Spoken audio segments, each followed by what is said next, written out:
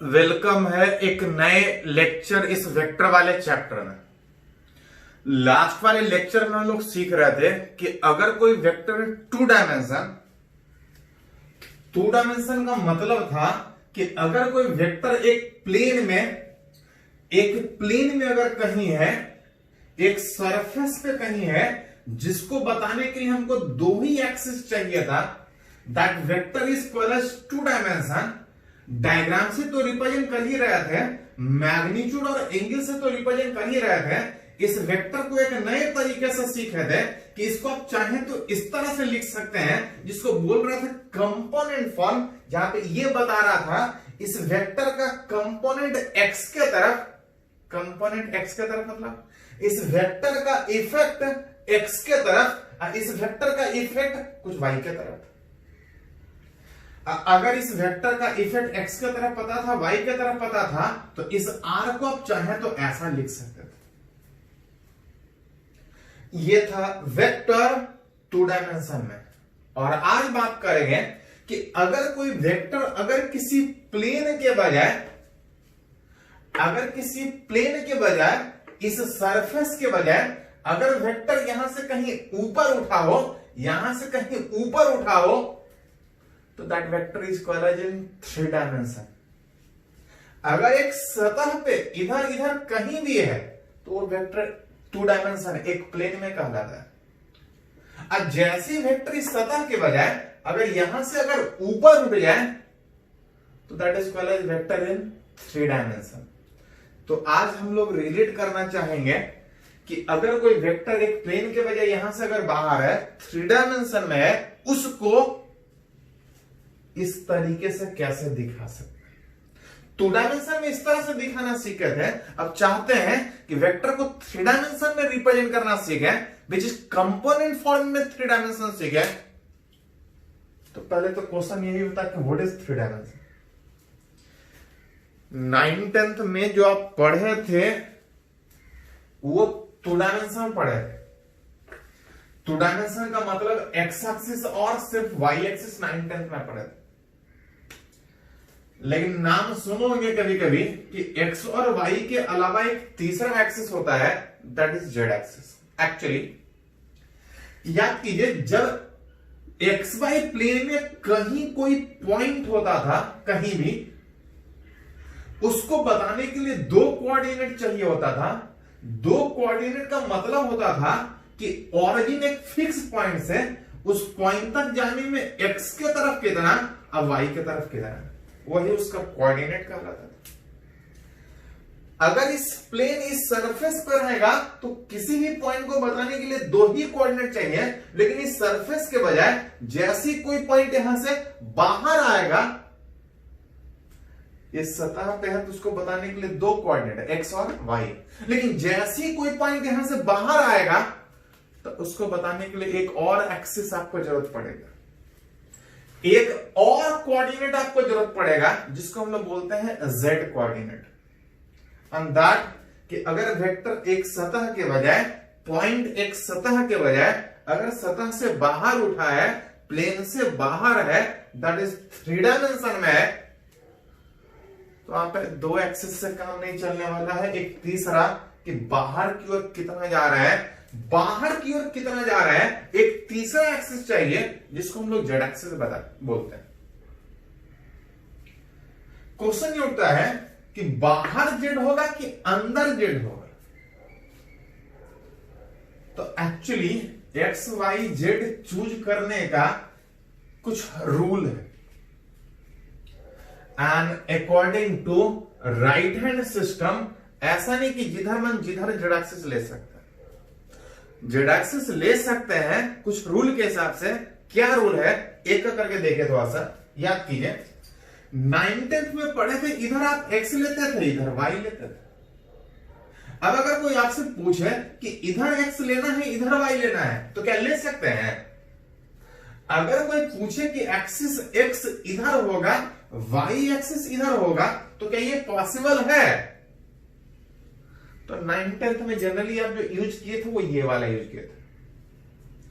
लेकिन ध्यान रहे कि आप जिस तरह से एक्स और वाई इधर चूज कर रहे थे, जरूरत पड़ने पे अपने सहूलियत के हिसाब से आप x इधर y इधर या x इधर y इधर भी चूज कर सकते हैं।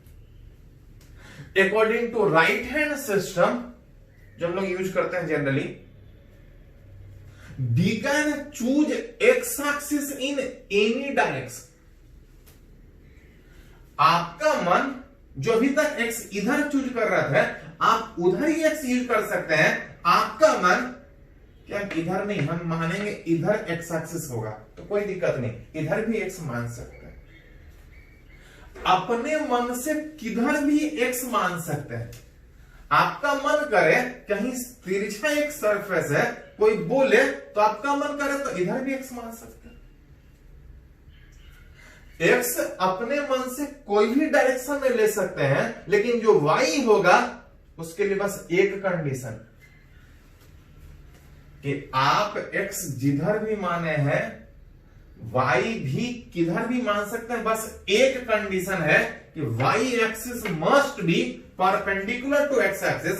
अगर x इधर माने हैं तो y मन करे तो ऊपर मान सकते हैं, मन करे तो नीचे मान सकते हैं। बस एक कंडीशन है कि जो एंगल होगा वो कितना होगा, 90।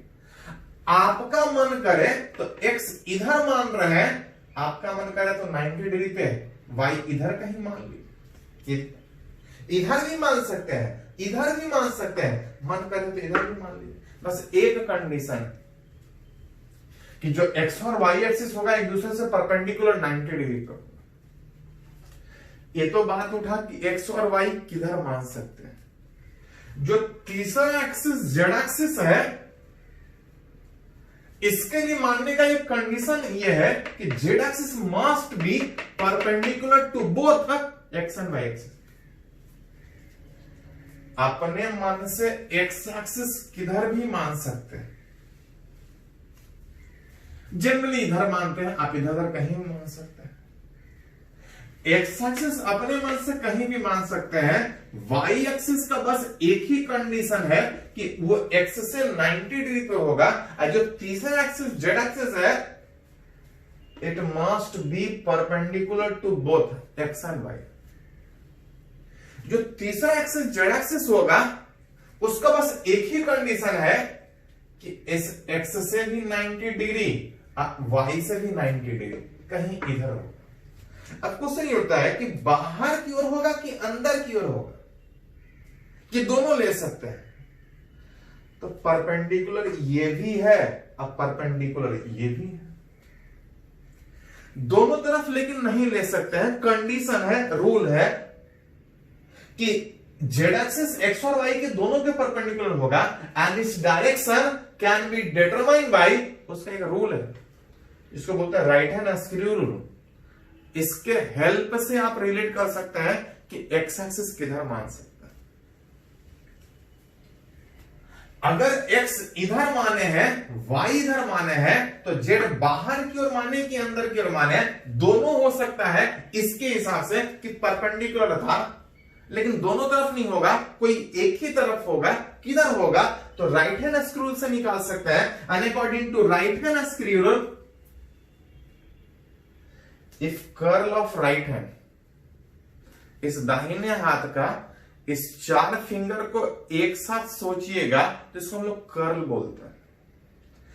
ये चार फिंगर दैट इज कर्ल, अगर उस राइट हैंड का अगर x डायरेक्शन में है, अगर ये डायरेक्शन x, तो इस दाहिने हाथ का कर्ल अगर x के तरफ है, इसको अगर y के तरफ रोटेट करें, x के तरफ कर्ल को रख के y के तरफ रोटेट करें, तो जिधर स्ट्रेच थंब होगा, x के तरफ कर्ल को रख के y के तरफ रोटेट करें, जिधर स्ट्रेच थंब होगा, stretch thumb is in positive z direction.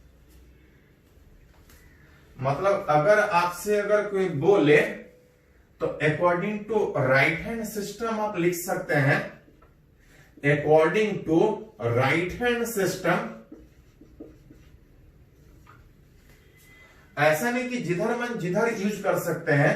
x y z मानने का एक कंडीशन है कि अगर x इधर मानते हैं, y अगर इधर मानते हैं तो x के तरफ कर्ल को रख के y के तरफ रोटेट कीजिएगा, स्ट्रेच थंब जिधर पॉइंट करेगा that will be the positive Z axis. मतलब यहां से अगर बात कीजिएगा तो पॉजिटिव जेड एक्सिस बाहर होगा, अंदर नहीं होगा। अंदर भी परपेंडिकुलर था, बाहर प्लेन के परपेंडिकुलर इस तरह से, जिसको डायग्राम में दिखाना है तो जनरली हम लोग इधर ऐसा दिखाते हैं। ये इधर नहीं है, ये बाहर है, लेकिन ऐसा हम पेपर पे दिखा नहीं पाएंगे, इसलिए इसको तिरछा करके दिखाते हैं, जिसमें ये वाला भी 90 डिग्री, ये वाला भी 90 डिग्री, ये वाला भी 90 डिग्री। जैसे एक और एग्जांपल अगर बात करें कि अभी बात कर रहे थे कि कोई मन करे तो x इधर भी मान सकता है, y इधर भी मान सकता है। अब अगर पूछा जाए तो z किधर मानेंगे, तो z क्या था, परपेंडिकुलर किसके, दोनों के परपेंडिकुलर, ऐसा होगा, इससे भी 90, इससे भी 90, बाहर की अंदर, तो दोनों परपेंडिकुलर है लेकिन दोनों तरफ जेड एक्सिस नहीं हो सकता। According to right hand system, right hand screw rule, कि अगर x के तरफ, x इधर माने तो x के तरफ कर्ल को रख के, x के तरफ कर्ल रख के अगर y की तरफ रोटेट कीजिएगा, हम अंदर जा रहा है, विच बाहर के बजाय जो अंदर होगा that will be the positive Z axis. अब बाहर वाला नेगेटिव जेड एक्सिस, मतलब पिछले बार इस वाले डायग्राम में जेड बाहर पॉजिटिव हो रहा था, जेड अंदर नेगेटिव होगा, यहां पे बाहर जेड पॉजिटिव होने के बजाय बाहर जेड नेगेटिव होगा। जैसे अगर एक और एग्जांपल अगर बात करें कि अगर कोई पेपर पे अगर दिखा रहा है, अगर कोई पेपर पे दिखा रहा है कि x इधर मान रहा है और y इधर मान रहा है, अब तो आपसे अगर पूछा जाए z किधर होगा, तो z दोनों के परपेंडिकुलर ऐसा होगा, किधर होगा, according to right hand system कि x के तरफ कर्व को रख के y के तरफ रोटेट करें, स्ट्रेच थंब अंदर जा रहा है, अंदर जाने में बाहर जो होगा वो नेगेटिव जेड एक्सिस होगा, अंदर वाला पॉजिटिव जेड एक्सिस। तो ये कुछ तरीका हुआ कि ऐसा नहीं कि अपने मन से किधर भी मान सकते हैं। हाँ, कुछ कंडीशन है, बाकी जरूरत पड़ने पे x कहीं भी मान सकते हैं, y में सिर्फ एक कंडीशन कि वो ठीक परपेंडिकुलर होगा। z में कंडीशन ये था कि x और y दोनों के परपेंडिकुलर है, खाली इतना काफी नहीं है, इस तरह से प्रॉपर रोल से निकालना पड़ेगा। हाँ, नॉर्मली यही वाला यूज करता है, जरूरत पड़े तो ऐसा भी यूज कर सकते हैं। नॉर्मली इधर x मानते हैं, पॉजिटिव x, इधर नेगेटिव x, ऊपर पॉजिटिव y, इधर पॉजिटिव जेड, अंदर नेगेटिव जेड। जनरली ये यूज करते हैं, जरूरत पड़े तो ये भी यूज कर सकते हैं, आगे सीखेंगे जहां जरूरत पड़ेगा। पहले इसको थोड़ा सा नोट कर लीजिए।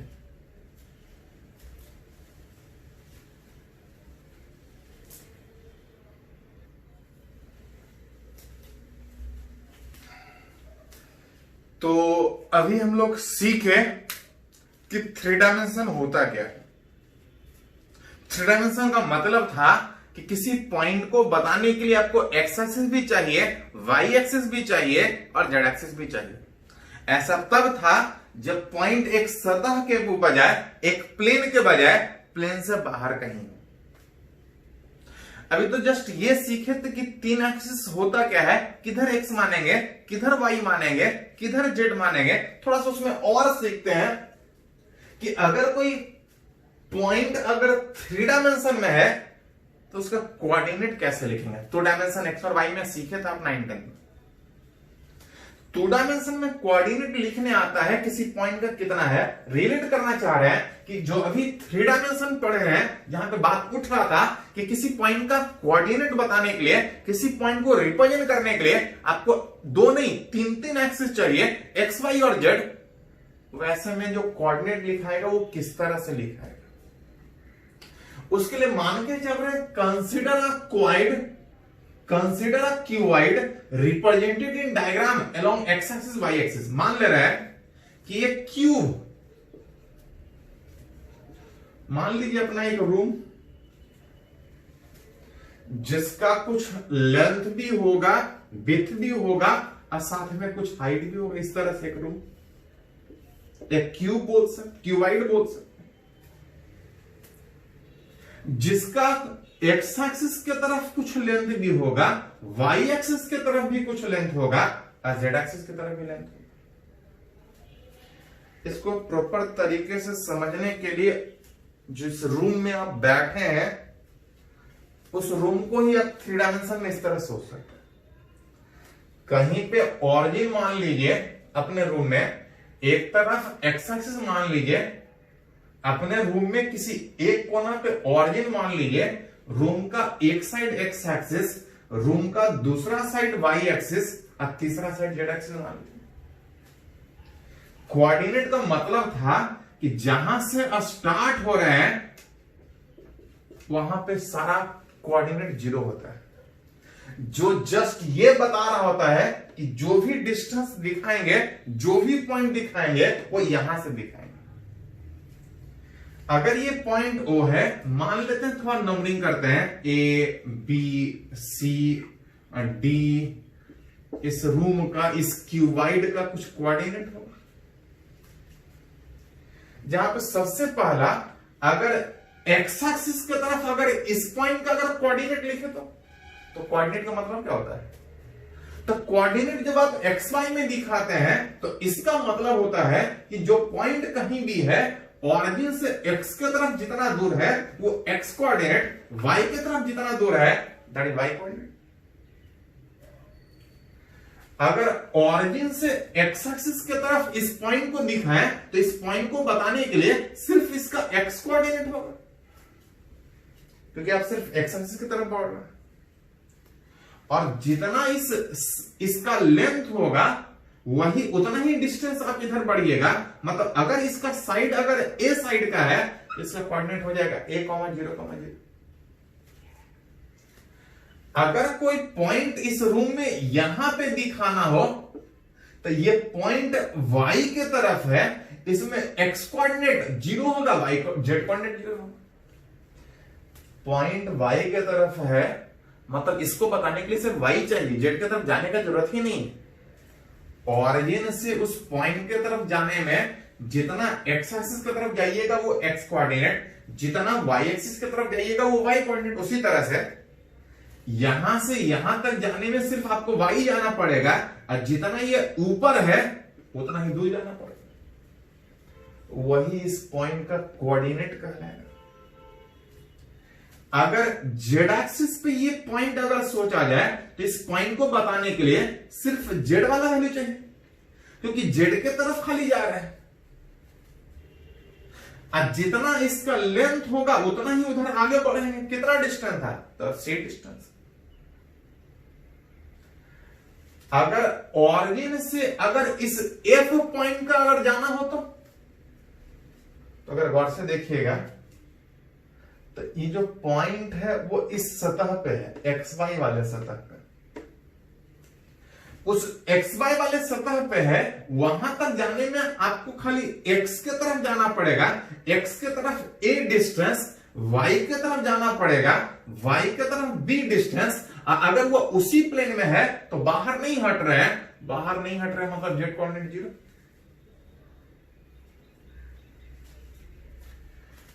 अगर इधर अगर आए, अगर ऊपर जाए तो y, इधर जाए तो z, अगर इधर जाए तो ध्यान दीजिए आगे बढ़ेंगे तो x एक्सिस है, लेकिन अगर इस सरफेस पे अगर है तो ना आगे जा रहे हैं ना पीछे जा रहे हैं। आगे नहीं जाएंगे, पीछे नहीं जाएंगे तो x कोऑर्डिनेट 0, y के तरफ जाएंगे तो y कोऑर्डिनेट d, और z के तरफ इतना distance that is c distance, इसका कोऑर्डिनेट c। अगर इस b वाले पॉइंट का अगर कोऑर्डिनेट लिखे तो यहां से ऊपर नहीं जा रहे हैं, ये x था, z किधर है तो z बाहर है। तो जब इस सतह पे रहेंगे तो ना ऊपर जाएंगे ना नीचे जाएंगे, ना ऊपर जाएंगे ना नीचे जाएंगे। इस पॉइंट का अगर कोऑर्डिनेट का बात कीजिएगा तो ना ऊपर ना नीचे मतलब y 0, यहां से यहां तक जाना है, मतलब x के तरफ a जाना है, x के तरफ a और z के तरफ c जाना है। उसी तरह से इस क्यूबाइड के ठीक अपोजिट साइड दूसरे वाले कॉर्नर पे बात कीजिएगा तो हमको x के तरफ भी जाना होगा, y के तरफ ऊपर भी जाना होगा, z के तरफ पीछे भी जाना होगा। अलग अलग पॉइंट का कोऑर्डिनेट इस तरह से दिखा सकते हैं।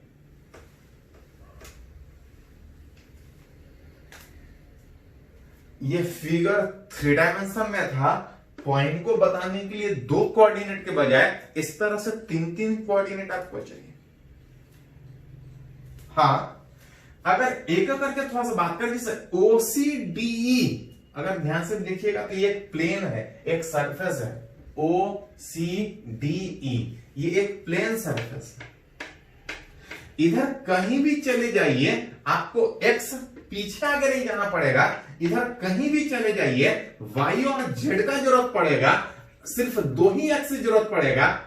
अगर किसी प्लेन को बताने के लिए अगर 2 ही एक्सिस चाहिए तो एक प्लेन और दैट प्लेन इज कॉल्ड, तो ये y और z से मिलके बना है, इसको आप बोल सकते हैं YZ प्लेन। अगर आप इस प्लेन पे है तो इसको बताने के लिए x चाहिए, इसको बताने के लिए z चाहिए, ऊपर नीचे नहीं जाना पड़ेगा। मतलब अगर OABC अगर लिखिएगा तो उसको लिख सकते हैं वो एक प्लेन है। कैसा प्लेन है? वो एक XY प्लेन। तो ये कुछ 3 डायमेंशन होता क्या है, सोचते कैसा है। हाँ, थोड़ा पहली बार आया है, जो लोग 10th पास करके आए हैं उनके सामने ये 3 डायमेंशन पहली बार आया है। थोड़ा सा गौर से अपने रूम को सोचिएगा कि ऑरिजिन से किसी पॉइंट तक जाने में x के तरफ जा रहे हैं कि y के तरफ जा रहे हैं कि z के तरफ जा रहे हैं। इसको समझने के लिए रूम में बैठ के इसको बढ़िया से एनालाइज कीजिए। चलिए इसको लिखिए थोड़ा सा। तो जो एक्चुअली पढ़ना चाह रहे थे कि अगर कोई वेक्टर 3 डायमेंशन है, अभी तक सीखे कि 3 डायमेंशन होता क्या है। अगर एक्चुअली सीखेंगे कि अगर कोई वेक्टर 3 डायमेंशन में है तो उसको कंपोनेंट में कैसे लिखेंगे। पहले इसको थोड़ा नोट कर लीजिए।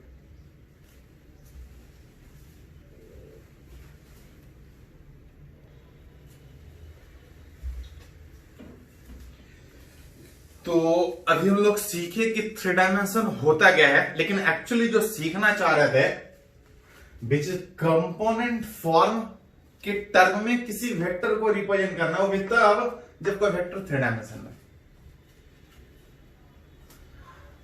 अगर कोई वेक्टर एक प्लेन में है दैट इज 2 डायमेंशन, इसको बताने के लिए सिर्फ 2 ही एक्सिस चाहिए, x और y एक्सिस। लेकिन अगर कोई वेक्टर इस प्लेन के बजाय अगर इस प्लेन से अगर हल्का बाहर है तो आप बोल सकते हो वेक्टर को 3 डायमेंशन में। जिसको अगर डायग्राम से अगर दिखाना हो तो मान ले रहे इस तरह से एक रूम, एक क्यूबाइड इस तरह से, इधर x एक्सिस, y एक्सिस, इधर कहीं z एक्सिस। अगर इस तरह से एक रूम अगर इस फिगर में रिप्रेजेंट करें, एक क्यूबाइड रिप्रेजेंट करें, जो कि अगर समझना है तो आप बोल सकते हैं कि ये ऑरिजिन, ये वाला साइड x के तरफ, ये b, ये c z के तरफ, ये d, ये वाला y के तरफ, f इस तरह से। ये रूम का एक रूम आप बोल सकते हैं 3 डायमेंशन। अगर कोई वेक्टर अगर इस रूम के एक सरफेस पे,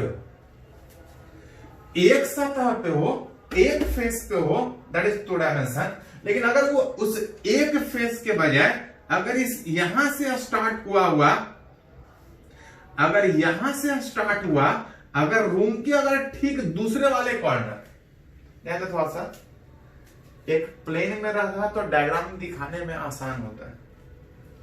जब प्लेन से बाहर होता है तो डायग्राम से दिखाने में पेपर पे थोड़ा दिक्कत होता है।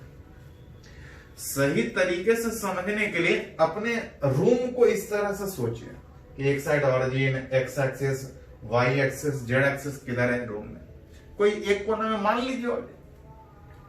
अगर वेक्टर इस दीवार पे रहता, जैसे ये रूम का दीवार है, अगर इस दीवार पे रहता तो 2 डायमेंशन, जैसे दीवार से उठ गया 3 डायमेंशन। मान के चल रहा है कि कोई वेक्टर R ऑरिजिन से स्टार्ट होता हुआ रूम के दूसरे साइड तक इतना बड़ा एक वेक्टर, जो x के साथ कुछ एंगल बना रहा होगा, y के साथ कुछ एंगल बना रहा होगा और z से भी कुछ एंगल बना रहा होगा। Late consider a vector r जो कि 3 डायमेंशन में है, कुछ एंगल x के साथ, कुछ y के साथ और कुछ z के साथ दिखा नहीं रहे, थोड़ा फिगर गंदा होने के लिए। वेक्टर तो ऐसे पहले भी दिखाते थे, हम चाहते हैं इस वेक्टर को कंपोनेंट के फॉर्म में दिखाएं। याद कीजिए व्हाट इज कंपोनेंट। तो कंपोनेंट था उस वेक्टर का इफेक्ट किसी और डायरेक्शन में, उस वेक्टर का इफेक्ट एक्स के तरह, जिसको बोलते थे एक्स कंपोनेंट। कैसे निकालते थे? इस वेक्टर के टिप से परपेंडिकुलर ड्रॉ करते थे, जितना दूर कटता था एक्स कंपोनेंट, अगर इधर एंगल मालूम था तो इसको लिखते थे r cos थीटा। उसी तरह से इस वेक्टर की टिप से परपेंडिकुलर इधर ड्रॉ करें तो ये आर वाई, जितना दूर y की तरफ कट करेगा, इधर x के तरफ एंगल पता है तो r cos थीटा, इधर r sin थीटा। इसको एक और तरीके से लिख सकते हैं कि अगर एंगल इधर से मालूम होने के बजाय अगर एंगल इधर से मालूम हो तो उसको आप चाहे तो r cos थीटा 1 लिख सकते हैं। जिधर एंगल मालूम cos थीटा x के तरफ, जिस तरह से आप x के तरफ r cos थीटा सोच सकते हैं, उधर y के तरफ r cos थीटा 1 सोच सकते हैं।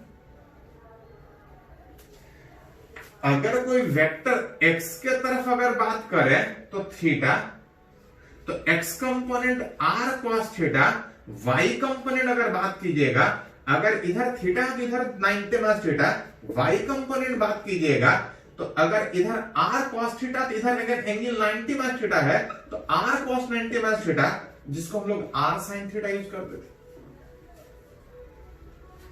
मतलब r cos theta r sin theta भी यूज कर सकते हैं, नहीं तो r cos थीटा और r cos 90 माइनस थीटा भी यूज कर सकते हैं।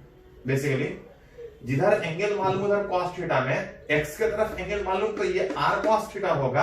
अगर इधर भी एंगल पता है तो r cos थीटा 1 भी लिख सकते हैं, r sin थीटा भी लिख सकते हैं।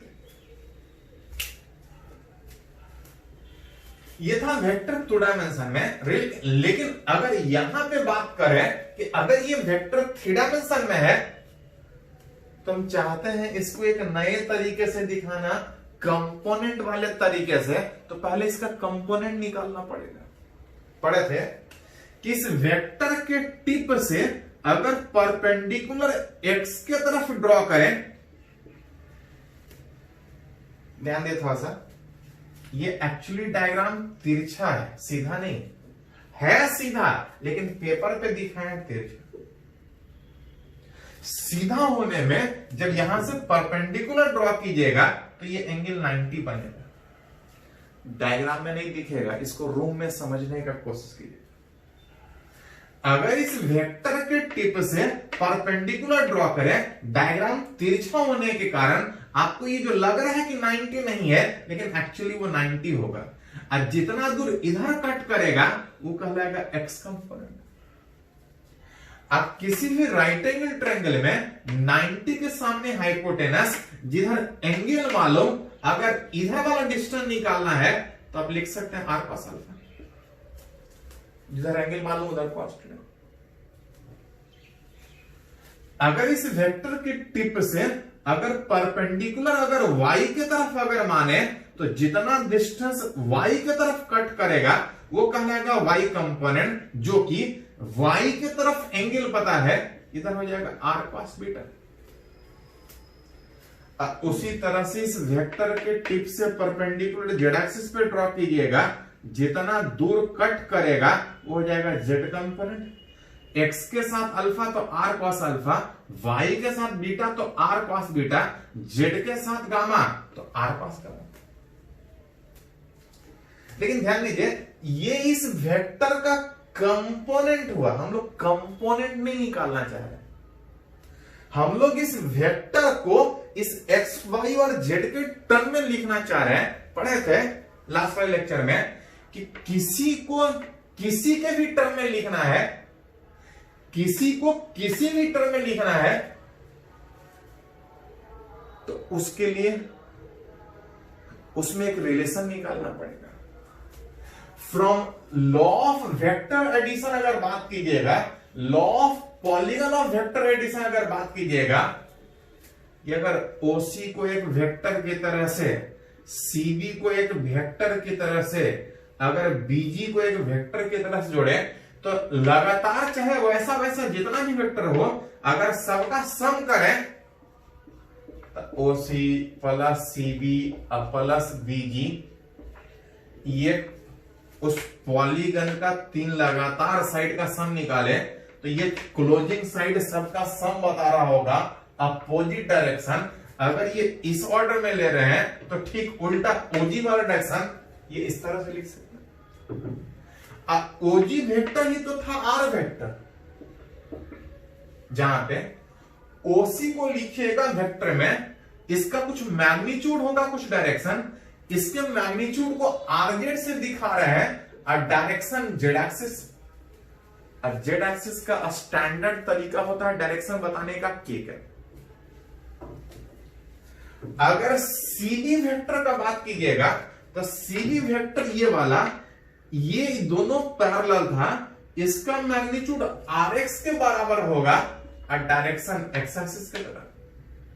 अगर BG का बात कीजिएगा तो ये RY के बराबर होगा और डायरेक्शन ऊपर होने में, दैट मीन्स जैसे 2 डायमेंशन में लिखते थे कि किसी वेक्टर का कुछ x कंपोनेंट, कुछ y कंपोनेंट और कुछ z कंपोनेंट, उसी तरह से यहां भी हो। वेक्टर जब 2 डायमेंशन में था तो खाली x कंपोनेंट y कंपोनेंट का बात था, यहां पे वेक्टर 3 डायमेंशन में है तो कुछ x कंपोनेंट भी होगा, y कंपोनेंट भी होगा और कुछ z कंपोनेंट भी होगा। जिस तरह से 2 डायमेंशन में अगर कोई वेक्टर इस तरह से देता था तो उसका कुछ मैग्नीट्यूड था, मैग्नीट्यूड 2 डायमेंशन में √RX² प्लस RY² था। अगर वेक्टर 3 डायमेंशन में हो तो जैसे 2 डायमेंशन में निकालते थे वैसे 3 डायमेंशन में ये एक वेक्टर था, कुछ मैग्नीट्यूड होगा, साथ में कुछ डायरेक्शन भी होगा। इस डायरेक्शन, यहां पे डायरेक्शन के बजाय इसको बोलते हैं डायरेक्शन कोसाइन। देख सकते हैं कि ये वेक्टर x से कुछ एंगल बना रहा है, जहां पे RX बराबर R cos अल्फा था, वहां से cos अल्फा बराबर लिखिएगा, देखिए थोड़ा सा RX बाई R आएगा। यहां से RY बराबर R cos बीटा था, cos बीटा बराबर लिखिएगा RY बटा R आएगा। cos गामा लिखिएगा तो यहां से RZ बटा R आएगा। जब वेक्टर 2 डायमेंशन में था उसके डायरेक्शन को हम tan थीटा से दिखाते थे, यहां पे डायरेक्शन को cos से दिखाते हैं। कभी कभी इसको डायरेक्शन कोसाइन बोलते हैं। Direction alpha beta gamma, alpha beta gamma direction बता रहा था, लेकिन उसके एंगल को हम cos के टर्म में लिख रहे हैं, इसको हम बोलते हैं डायरेक्शन कोसाइन। अगली बार वेक्टर इस तरह से दिखाया है, आप चाहे तो x कंपोनेंट निकाल सकते हैं, y कंपोनेंट निकाल सकते हैं, z कंपोनेंट निकाल सकते हैं, x y कंपोनेंट निकाल सकते हैं। तो इस तरह से आप वेक्टर को लिख सकते हैं। उल्टा अगर कहीं वेक्टर ऐसा लिखा है, मतलब ये एक वेक्टर है जिसका मैग्नीट्यूड इतना होगा और कुछ डायरेक्शन भी होगा, डायरेक्शन इस तरह से रिलेट कर सकते हैं।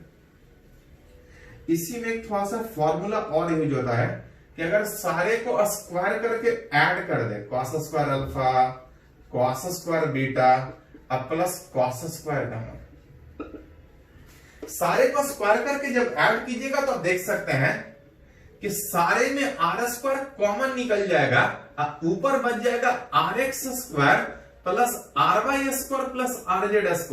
यहां से अगर गौर से देखिएगा तो इसको स्क्वायर कीजिएगा तो ये R² के बराबर होगा। ये दोनों बराबर होने का मतलब cos square alpha plus cos square beta plus cos square gamma, तीनों का वैल्यू। ऑल्सो अगर इस cos स्क्वायर अल्फा को लिखना चाहें तो 1 माइनस साइन स्क्वायर अल्फा लिख सकते हैं, 1 माइनस साइन स्क्वायर बीटा लिख सकते हैं, 1 माइनस साइन स्क्वायर गामा लिख सकते हैं। सारे साइन वाला को एक साथ अगर अरेंज उधर कीजिएगा, सारे साइन वाला को उधर अरेंज कीजिएगा तो ये एक इधर आके कैंसिल होके ये जो रिलेशन बचेगा विच इज 2 बचेगा। एक बार फिर से देखें थोड़ा सा, जिस तरह से वेक्टर 2 डायमेंशन में था, एक सतह पे था, वेक्टर कहीं 3 डायमेंशन में होगा। वेक्टर जिस तरह से 2 डायमेंशन में था, वेक्टर और कहीं 3 डायमेंशन में होगा। 3 डायमेंशन का मतलब एक प्लेन की वजह कहीं बाहर होगा, एक्स से एंगल बनाएगा, वाई से एंगल बनाएगा, जेड से कुछ एंगल बनाएगा। आप मन करे तो वेक्टर को डायग्राम में दिखा सकते हैं, लेकिन चाह रहे थे इस वेक्टर को एक नए तरीके से रिप्रेजेंट करें, विच कंपोनेंट, उसके लिए कंपोनेंट निकालना पड़ेगा। इस वेक्टर की टिप से परपेंडिकुलर एक्स की तरफ ड्रॉ किए, जितना दूर कट किया एक्स कंपोनेंट, वेक्टर की टिप से वाई की तरफ परपेंडिकुलर ड्रॉ किए, जितना डिस्टेंस कट किया वो वाई कंपोनेंट, उसी तरह से जेड की तरफ जेड कंपोनेंट। जिधर एंगल मालूम उधर cos थीटा होता है किसी राइट एंगल ट्रायंगल में, 90 के सामने वाला हाइपोटेनस, तो इधर हो गया r cos अल्फा, इधर हो गया r cos बीटा, इधर हो जाएगा r cos गामा। मतलब अगर ये वेक्टर है जिसका एंगल पता है तो हम एक्स वाई जेड कंपोनेंट निकाल सकते हैं, और अगर एक्स वाई जेड कंपोनेंट निकाल सकते हैं तो इस वेक्टर को कंपोनेंट फॉर्म में लिख सकते हैं। मतलब अगर डायग्राम में दिखाया है तो वेक्टर को ऐसा दिखा सकते हैं। उल्टा अगर कहीं वेक्टर ऐसा दिखाया है तो एक वेक्टर है जिसका मैग्नीट्यूड होगा और कुछ डायरेक्शन होगा, डायरेक्शन इस तरह से निकाल सकते हैं। हाँ, सबके डायरेक्शन में रिलेशन है, cos square alpha plus cos square beta plus cos square gamma is equal to कितना, 1। इसका मतलब कि अगर किसी वेक्टर का कोई दो भी एंगल पता हो, तीसरा एंगल अगर नहीं भी पता हो, तो इस रिलेशन से तीसरा एंगल वेक्टर का निकाल सकते हैं। अगर दो ही एंगल पता है तो कैसे न्यूमेरिकल यूज होगा बात करेंगे, पहले इसको थोड़ा सा नोट कर लीजिए। इसको न्यूमेरिकली दिखाते हैं कि अगर वेक्टर 3 डायमेंशन में है तो इस तरह से कैसे लिखेंगे, उल्टा इस तरह से तो लिख ही सकते हैं, जरूरत पड़े तो और भी कैलकुलेशन कर सकते हैं। पहले इसको नोट कीजिए।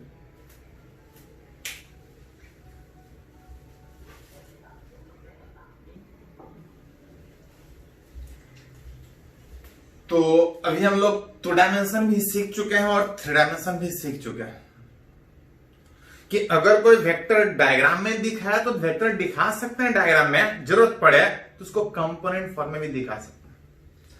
लास्ट वाले लेक्चर में 2 डायमेंशन में कंपोनेंट का कुछ एग्जांपल सीखे थे, अथवा सब 3 डायमेंशन का कुछ एग्जांपल सीखते हैं। क्वेश्चन है represent the vector in component form. मान ले रहे हैं को कोई वेक्टर इस तरह से दिया है, मान लेते हैं वो ये वेक्टर जिसका कुछ मैग्नीट्यूड है एक्स के साथ कुछ 60 डिग्री बना रहा है। अतः से पूछा जाए इस वेक्टर को कंपोनेंट में रिप्रेजेंट करने का, तो आप देख सकते बता सकते हैं कि ये वेक्टर 2 डायमेंशन की 3 डायमेंशन, तो देखा है कि ये वेक्टर एक्स और वाई में है, मतलब 2 डायमेंशन में है। इसको अगर कंपोनेंट में लिखेगा तो कुछ एक्स कंपोनेंट और कुछ वाई कंपोनेंट, जिसमें सीखे हैं कि अगर किसी वेक्टर का एंगल अगर एक्स से डायरेक्ट पता हो तो ज्यादा दिमाग नहीं लगाते, कुछ एक्स कंपोनेंट और कुछ वाई कंपोनेंट बैठा देते।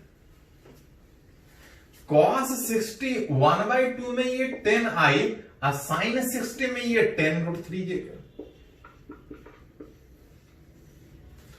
ये जो वेक्टर डायग्राम से दिखाया था, मैग्नीट्यूड और एंगल से दिया था, आप चाहें तो वेक्टर को ऐसा रिलेट कर सकते हैं। अगर एक और एग्जांपल बात करें कि अगर एक वेक्टर OA, अगर इसका मैग्नीट्यूड 20, अगर ये x के साथ 60 डिग्री, अगर y के साथ अगर 60 डिग्री, x के साथ 60 और y के साथ भी 60, तो याद कीजिए x के साथ 60 मतलब y के साथ कितना 30। तो क्या ये गलत फिगर है कि सही फिगर है? तो अगर ध्यान दिए थोड़ा सा, अगर कुछ नहीं बोलता ऐसा फिगर देता तो मानते कि ये 30 है, लेकिन अगर बोला है 60 है तो ये पॉसिबल है। कैसे? ध्यान दिए थोड़ा सा, अगर ये वेक्टर इस सतह पे रहता, 2 डायमेंशन में रहता, तो ये 60 होता तो ये 30 होता। लेकिन अगर इस वेक्टर को अगर इस प्लेन के बजाय अगर यहां से उठा दे तो ये भी 60 हो सकता है, ये भी 60 हो सकता है, और तिरछा कर दे तो ये भी 90 हो सकता है, ये भी 90 हो सकता है। मतलब अगर फिगर ऐसा दिया है, मतलब ये वेक्टर 2 डायमेंशन में, 3 डायमेंशन में, विच इज कहीं जेड एक्सिस भी कहीं, मतलब ये वेक्टर 2 डायमेंशन में था, लेकिन अगर ये एंगल दिया हुआ इस तरह से, मतलब क्लियर है कि ये वेक्टर 3 डायमेंशन में है। और वेक्टर 3 डायमेंशन में होने का मतलब, इसको बताने के लिए हमको एक्स कंपोनेंट भी चाहिए, वाई कंपोनेंट भी चाहिए और जेड कंपोनेंट भी चाहिए। जहां पे याद कीजिए, जब कोई वेक्टर 3 डायमेंशन में होता है, फॉर वेक्टर इन 3 डायमेंशन, उसका कुछ एक्स कंपोनेंट होगा, कुछ वाई कंपोनेंट होगा, कुछ जेड कंपोनेंट होगा। X component R cos alpha, Y component R cos beta, और Z component R cos gamma. R उस वेक्टर का मैग्नीट्यूड जो कि दिया है 20, अल्फा बीटा गामा उस वेक्टर का एंगल किसके साथ, तो अल्फा होता था एक्स के साथ, अब बीटा होता था वाई के साथ, अब गामा पता नहीं, गामा होता था जेड के साथ। जेड के साथ एंगल नहीं दिया, लेकिन पढ़े हैं थोड़ा देर पहले कि अगर दो भी किसी वेक्टर 3 डायमेंशन का अगर कोई 2 एंगल पता हो तो तीसरा नहीं भी पता हो तो निकाल सकते हैं। मन करे तो कोसाइन वाला रिलेशन, अब मन करे तो साइन वाला रिलेशन। साइन वाला रिलेशन कैसा निकलेगा, तो sine square alpha plus sine square beta plus sine square gamma में जब बराबर कितना था, 2 था।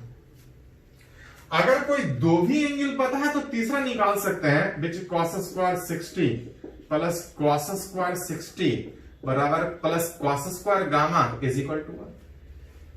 जहां से कॉस स्क्वायर गामा अगर लिखेगा, ये दोनों उधर चला जाएगा, 2 कॉस स्क्वायर 60, 1 माइनस कॉस 60 1/2 का whole square, that is cos square gamma 1 minus 1/2 that equal to 1/2, that is cos gamma बराबर 1/√2, दैट इज गामा बराबर 45 डिग्री। ये वेक्टर जो 3 डायमेंशन एंगल देख के हम लोग बता ले रहे थे।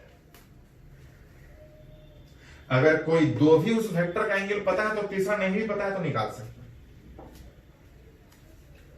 और अगर उस वेक्टर का एंगल पता है, उस वेक्टर का एक्स के साथ वाई के साथ और जेड के साथ एंगल पता है, तो उसका एक्स वाई का जेड कंपोनेंट हमको पता है। cos 60 1/2 में ये 10 आएगा, ये 10 आएगा, आई 20 इंटू √2 में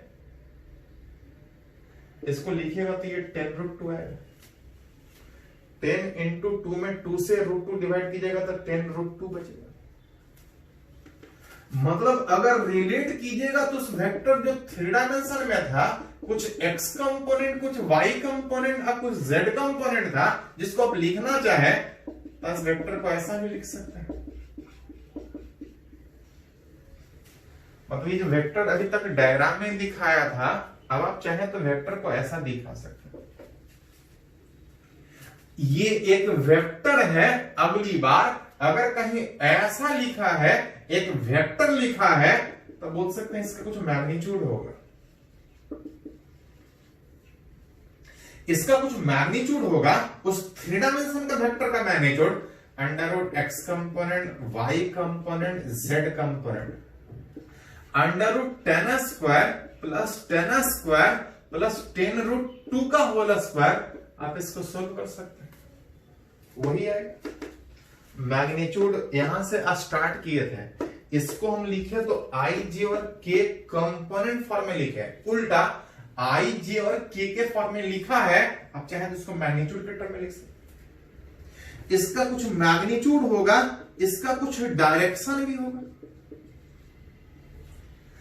वेक्टर जब 2 डायमेंशन में था तो डायरेक्शन को tan थीटा से निकालते थे।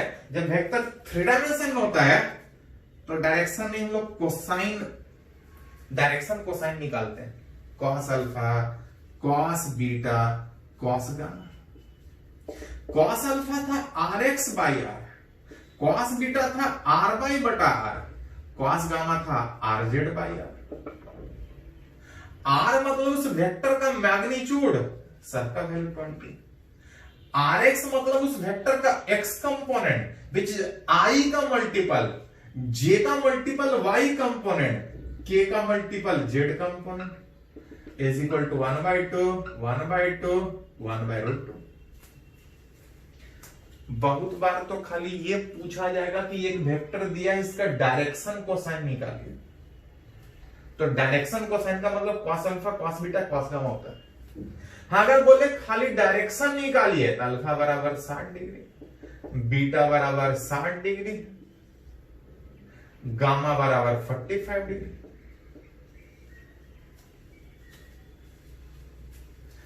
अगर वेक्टर डायग्राम से दिया है तो ऐसा लिख सकते हैं, अगर वेक्टर ऐसा दिया है तो मैग्नीट्यूड और एंगल निकाल के वापस डायग्राम में दिखा सकते हैं। तो जिस तरह से 2 डायमेंशन में कंपोनेंट में सोचते थे, 3 डायमेंशन में ज्यादा कुछ नहीं, बस एक कंपोनेंट एक्स्ट्रा रहेगा। हम थोड़ा सा हल्का सोचने का तरीका चेंज करेगा। चलिए पहले इसको थोड़ा सा नोट कीजिए, तो कुछ न्यूमेरिकल इस पे और बात करते हैं। इसको नोट कीजिए।